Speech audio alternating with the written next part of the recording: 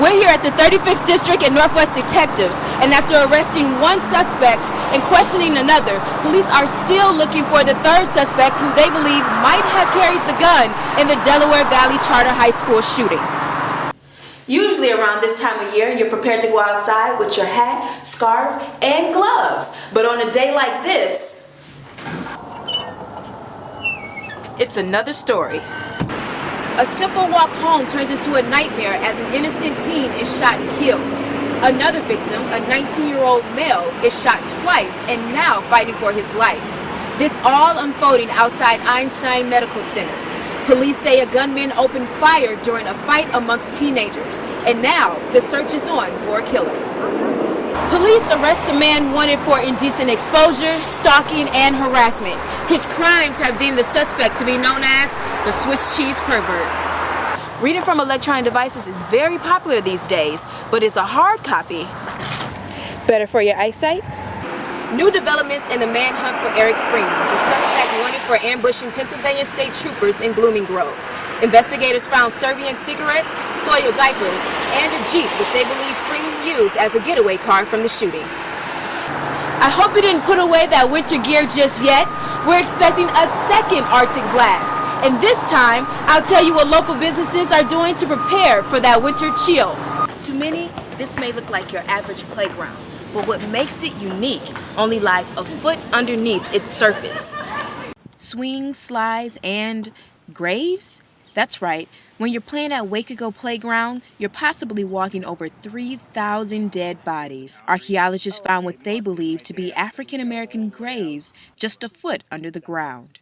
Some of the bodies were found in wooden coffins. It did come down upon the beginnings of the wood of one coffin representing at least one person's burial. So they needed to see that wood to verify that the people were really still down there.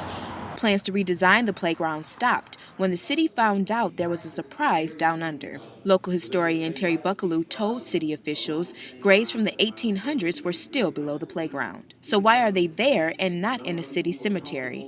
Well, founder of Mother Bethel AME Church, Richard Allen, bought the land for a burial ground for African Americans since they weren't allowed to be buried in the city. He established that because they could not be buried within the city, but his focus was to make sure that those living knew who their ancestors were. Now, archaeologists will give a report of their findings to the city. The city will then work with park officials to come up with the best plan to redesign the park without disturbing the burials that were found. They will then go to Mother Bethel and the public to receive feedback. In South Philadelphia, I'm Brittani Moncrease for Eyewitness News. Well, there's a new trend for hospitals around the country. Gradually, you'll begin to see less registered nurses and more nurses with bachelor's degrees of science in nursing, or for short, BSN degrees.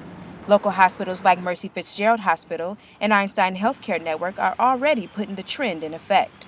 But what does this mean for current nurses? In 2004, almost every single place that I applied to, I had an offer, and most of the people I graduated with the same way. Now it seems that a lot of healthcare facilities, hospitals especially, and a lot of nursing homes want nurses to have a BSN. Peter DiGiuseppe is a registered nurse finding it hard to get back into nursing. He says this change makes hospitals miss out on some well-experienced nurses. These are nurses with the most experience that we depend on to mentor new nurses just coming into the field.